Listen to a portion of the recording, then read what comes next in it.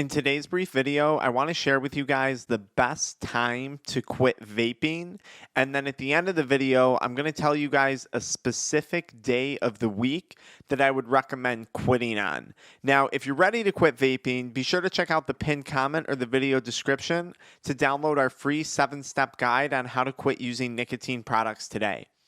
The best time to quit vaping, and this is more of a general answer before I get specific, is the moment you are ready to quit. And I'll tell you why that is. So many times throughout my own addiction journey with nicotine, I would say, oh, I'm going to quit after I get through this exam. I'm going to quit after I get through this new job. I'm going to quit after my parents get their divorce, whatever the situation was. And what I was really saying was I'm going to quit during a time of no stress. I'm going to quit when I'm not facing any adversity or any challenge in my life. That time is never going to come. And this is why it becomes so easy to keep kicking that can or keep kicking that bucket down the road when it comes to quitting vaping. I know for myself and many people that we've worked with in our addiction recovery coaching programs, the excuse that we're holding on to for not quitting, even though it sounds specific, I'm going to quit after this exam. I'm going to quit after this big celebratory party that I have coming up, this graduation party or this wedding. It sounds like a specific event, but it's really not when we look at it on the bigger picture side of things. What we're really saying is, I'm going to quit in the absence of stress. I'm going to quit in the absence of celebration, of celebratory things. I'm going to quit in the absence of family, in the absence of holidays.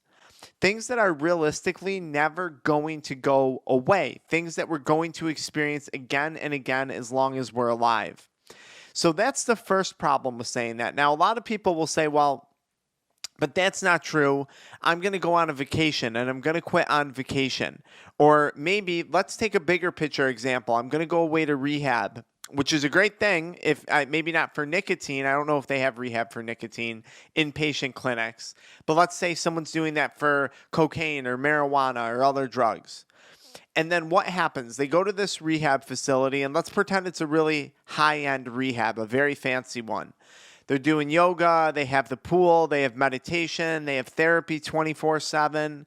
And then they come home, and it's right back to the job. It's right back to the relationship. It's right back to the stress of day-to-day life. And this is why we see so high of relapse rates when people come home from an inpatient facility.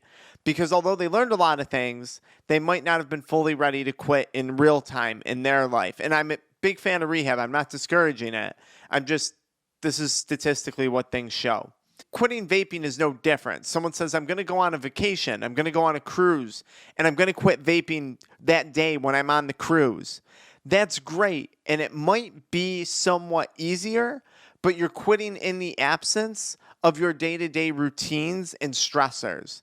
And I don't think that's ultimately a good thing, because then when you come back to face those things, there might be a problem. Now, the only scenario where I say that can be good is if you're in a situation where you do need to be physically removed from the environment that you're in. So you're in a family and everyone smokes, everyone vapes, everyone does drugs. Sometimes you have to be removed from that environment to successfully quit. And that can be a great thing, whether it's rehab or going away, getting out of town, whatever it might be. But watch what you're saying to yourself when you're talking about quitting vaping. It might sound like you're saying after a specific event, but I bet it's a much more generalized concept, and I bet that concept isn't going anywhere anytime soon. On the flip side of that, I do recommend a specific day of the week. This would apply to those of you who are in school or people who are actively working. And I'm going to say working in regard to a Monday through Friday schedule. If that's not your schedule, you can kind of mold this recommendation to whatever your schedule is. I typically recommend quitting on a Wednesday morning, assuming you work, let's say, Monday through Friday. So you vape right up until Tuesday night. You stop Wednesday morning because now Wednesday you're probably going to do good. You're going to feel motivated, so you should be fine. Thursday, you're probably going to have a bit of a headache. And then Friday, Saturday, Sunday, this is where you're probably going to experience your peak nicotine withdrawal symptoms. So this is giving you an opportunity to be at home, to lounge around, to just take a few breaths and do whatever it is you have to do. And then you're back to work on Monday dealing with whatever things it is you have to deal with. But physically, you should be doing a little bit better.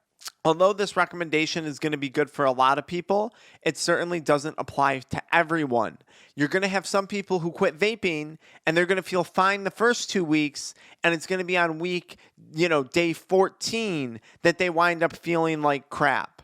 So although I'm making a recommendation to try and help you plan out the withdrawals or play the withdrawals, if you're in a job that doesn't have a day or 2 days off, don't let this hold you back for quitting. Don't make an excuse for yourself related to a specific scenario or instance, just like I was talking about earlier. But that is a general tip that I give people quitting. So Wednesday morning you wake up and that's the day that you don't vape.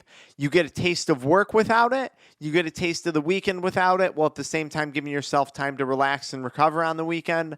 And then you're right back at things.